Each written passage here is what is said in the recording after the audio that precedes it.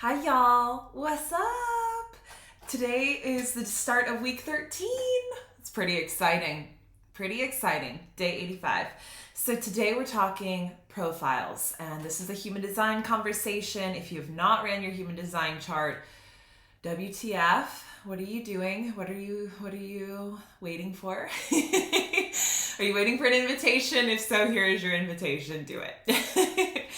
Truly, do it. The profiles in human design are something that I cover within the first session with a client, just because they are so fundamental to what makes you you, your archetype in the world, your role you're here to play, and really gives you so many practical nuggets on how to best embody that role.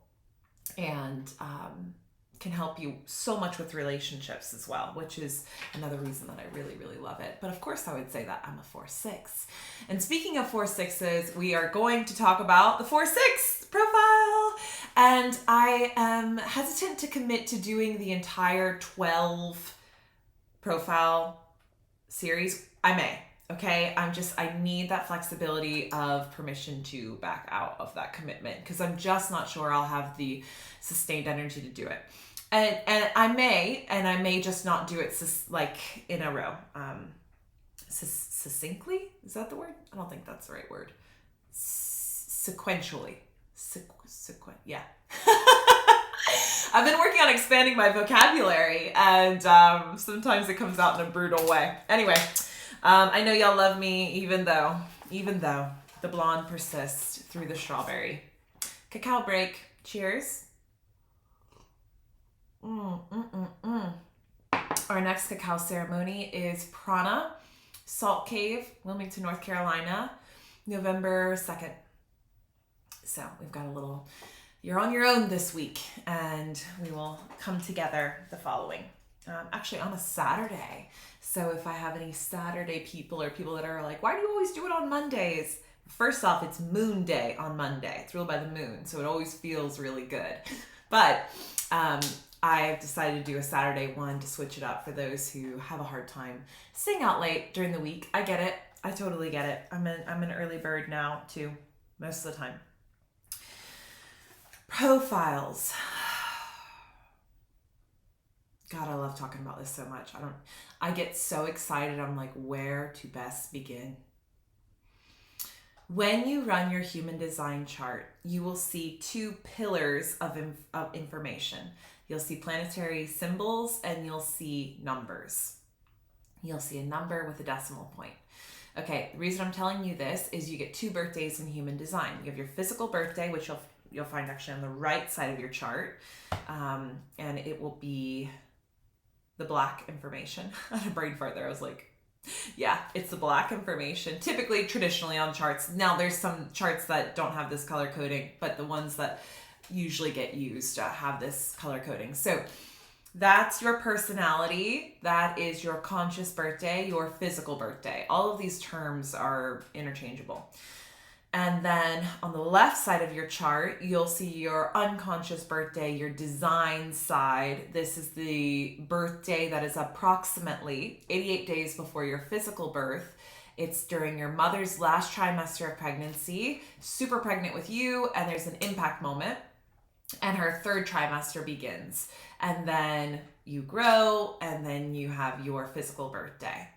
And the soul birthday that I mentioned in the third trimester is calculated from the physical birthday. So if you came early, if you came late, if you were induced, if you were, a C-section, all of that, it doesn't matter. The algorithm is calculated from your physical birth. So when you arrive, that's when we run the numbers and calculate it. So I get that question all the fucking time. So the soul knows, which is so cool. So that information on the left is unconscious. The reason I'm breaking this down for you is your profile is made up of two numbers. The first number in the profile comes from your conscious physical birthday. It's the birthday you're very aware of. It's your physical birth date that you likely celebrate. And then the left information comes from the decimal point of the sun. in that soul birthday, that soul conception date, when the soul entered the fetus, and there's that impact moment that coded your unconscious and your body. So all profiles are written like a fraction, one number slash another number. And one number is extremely conscious, it's very present in your personality, and the other number is unconscious and will be something that's very, very visible to others, little less visible to you, and a little bit outside of your control of, whereas the personality number will feel very familiar, very, very familiar usually. So there are 12 of them, and they're broken down by personal, interpersonal, and transpersonal. And this is important. This is extremely important. This categorizes what the profile's role is in a zoomed out perspective before we get into the nitty gritty of looking at the lines. And you'll often see them called like left angle, right angle, or juxtaposition.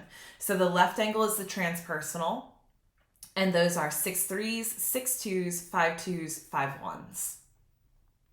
So if you have that profile, you have a transpersonal or a left angle destiny, which means your destiny is fulfilled through extremely divine, karmically organized interactions with others. Your destiny will not be fulfilled without these impact moments. Pretty cool, right? Juxtaposition is a fixed fate. There's only one profile. It's extremely rare. It's a 4-1 that has this fate, this juxtaposition. And I also, what did I call it a second ago? There's so many words that mean the same thing in human design. That is my one little kind of slightly frustrated thing with it. So it's a bridge. It's a bridge between the personal destiny and the transpersonal destiny. So the 4-1s have what is known as the fixed fate. So their path is written. And I know we could say that for a lot of people, but it's almost like they really are here to learn, surrender, and play, because their life is happening no matter what they do. If they try harder, it's still happening at the same pace. If they don't try harder, it's still happening at the same pace. There's a certain like, I'm just on this train riding as well energy. And I love 4-1s. I know a few of them, and they always are dear friends to me, which makes a lot of sense with my profile. We just really connect like immediately, and I'm like, I love you guys. And I feel very honored as well to be a part of their fate, because it's so fixed and organized. I'm like, ooh, how cool that I get to play a role in this person's like very specific niched life path. Like, it's amazing. And then we have the right angle, the personal destinies. And these are 4 6s, 3 6s, 3 5s, 2 5s, 2 4s, 1 4s, 1 3s. So if you have that profile, you have a personal destiny. Your destiny is in your hands. If you want to reach the next level, you have to do the work. You have to take the class. You have to study the book. You have to do the mirror work. You have to move. You have to make better choices. Like, your destiny is, if you want to do better, be better. Like, it's kind of empowering for personal destiny people, because you are in control. You have a say in this. And that also can feel sometimes like a lot of responsibility. And it is. Personal destiny people are here to understand and recognize and take responsibility. And then transpersonal people, it's not that they aren't here to do better and be better. They, of course, can start to calibrate the type of experiences they have based on the interactions that they put themselves around.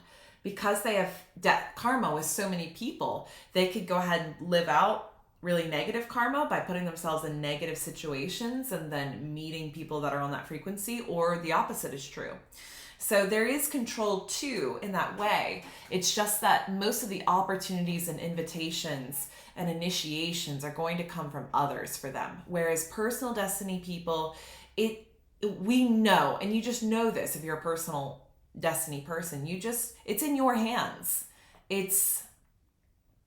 it's a lot of pressure sometimes. You're like, okay, I got to do better, and I know I can do better, and sometimes I'm not wanting to do better. So 64% of the planet are personal destiny peeps, okay? 33% of the population are transpersonal peeps, and let's see if it'll give me the percentage. 3% of the population are the 4 ones, the juxtaposition, 3%. Really, really, really cool. Let me see if there's anything else I want to say. Let's actually make this video on, I'm not going to cover 4 6s. I'm just going to cover this. I'm going to lay out the bones of profiles, and then we'll start digging into profiles in the other diaries. Does that sound good? I hope so. I'm going to label this video that way. So let's go a little bit more into the right angle geometry. I'm reading from the Human Design Bible. This is written by Ra Uru Hu. He's the founder of Human Design. The definitive book of human design. You can find it on Amazon. It's like $60. Make you holla. Okay.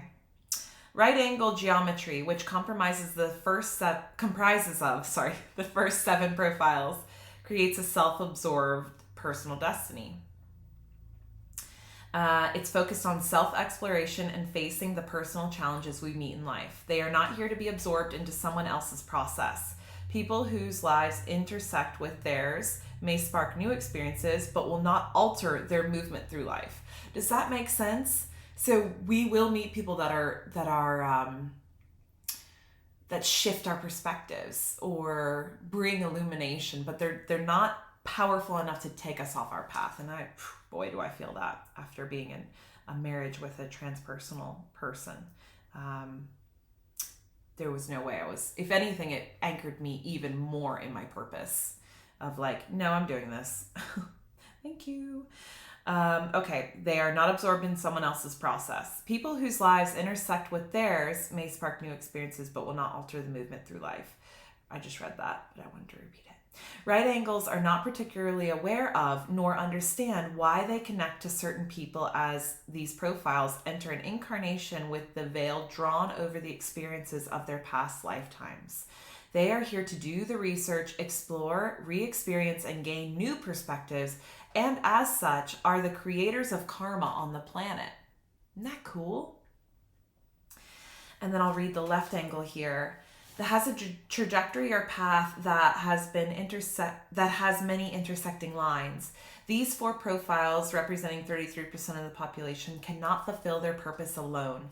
Although not dependent on the other, even the simplest of connections can potentially change their direction or path, or the others, which is the opposite of the right angle process. Left angle profiles have a more conscious awareness of other people and the world, and are always ready to observe and engage in life. Transpersonal profiles maintain a connection to past incarnations and often feel an explainable familiarity with certain people and experiences. While the right angle creates karma, the left angle cleans up karma that has been created. Isn't that beautiful? And then let's cover juxtaposition. The 4 ones acts as the bridge from the right angle to the left angle. Fixed fate, neither personal nor transpersonal, making up 3% of the planet. They're are fixed instead in their own line of movement, like a train on a track. The force of the fixed fate profile is that whoever else comes in contact with it and stays in contact for an extended time becomes a part of that fate as well. The juxtaposition profile is the bridge between the right angle research and development department and the transpersonal left angle marketing department. I love thinking about it in that way. And so there are 12 profiles, as we mentioned, and they get broken down in this way.